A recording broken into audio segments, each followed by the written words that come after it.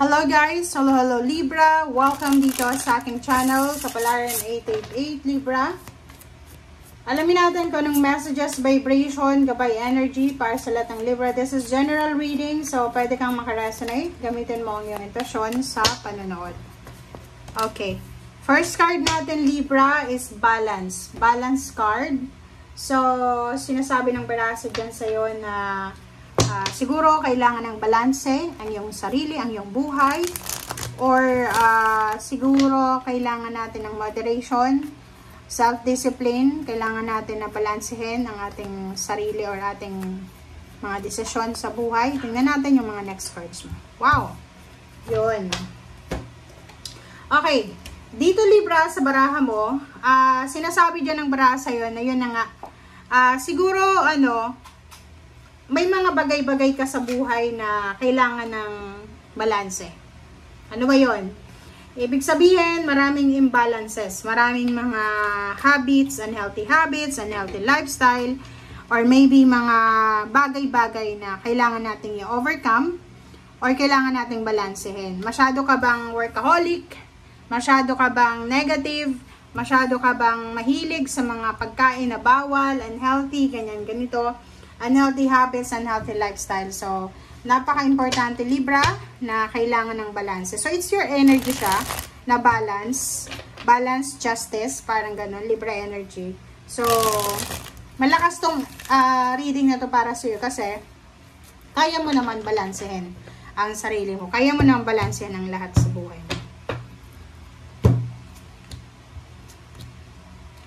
Okay, so, 3 of Cups and Ace of Cups. Dito, sinasabi ng baraha sa'yo na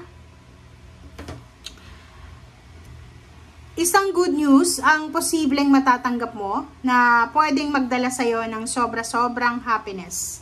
Aapo yung cups mo dito. So, yung Libra na to ay sobrang happy, contented sa kung ano man yan na plano niya sa buhay or kung ano man yan na gusto niyang gawin sa buhay. So, sinasabi ng baraha sa'yo dito na yung 3 of Cups is a celebration of health, good health, celebration of life, celebration of money, career, or basta celebration siya ng satisfaction and accomplishment. Parang ganun. Okay. Isang desisyon, Libra, isang napakagandang desisyon to para sa'yo. So, ibig sabihin, isang desisyon mo ang posibleng magbibigay sa'yo ng freedom. Isang desisyon ang posibleng magdadala sa'yo ng balanse. Isang desisyon ang posibleng magdadala sa'yo ng happiness, ng celebration, ng joy, 'di ba? Harmony.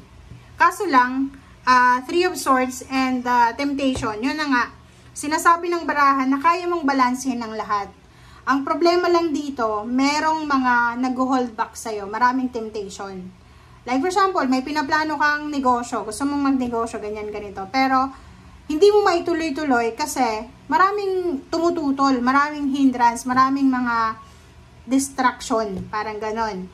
So, love life, ganun din. Pwedeng gusto mong maayos yung love life mo, pero maraming distraction. Pamilya, ganun din. Gusto mong ayusin yung pamilya, pero maraming distraction. Okay.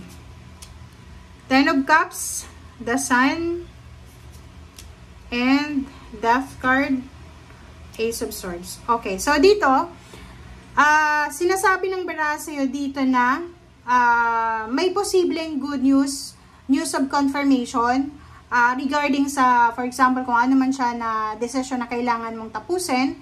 And nakikita ko sa'yo dito na itong decision talaga na ito na gagawin mo, it's either hindi ka magtatrabaho or pwedeng magre-retire ka ng early retirement, or pwedeng yung iba gustong umuwi ng Pilipinas for good kung OFW ka, or siguro yung iba gustong magpatayo ng bahay, gustong ayusin yung pamilya, gustong magpa-renovate ng bahay, or anything na tungkol sa pamilya ito. Okay?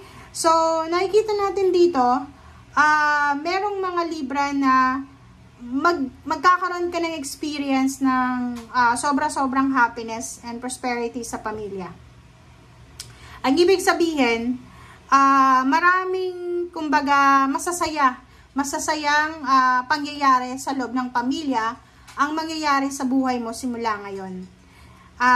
Siguro dumaan ka sa sobrang hirap ng buhay, from broken family, from pamilya na sobrang maingay, magulo, toxic, and nakikita ko sa'yo dito na mayroong transformation, mayroong pagbabago na magaganap sa buhay mo. Okay? Yung dating malungkot na sitwasyon ay posibleng matapos na, and posibleng mapalitan ito ng saya, ng selebrasyon, and ng kung ano man na fulfillment.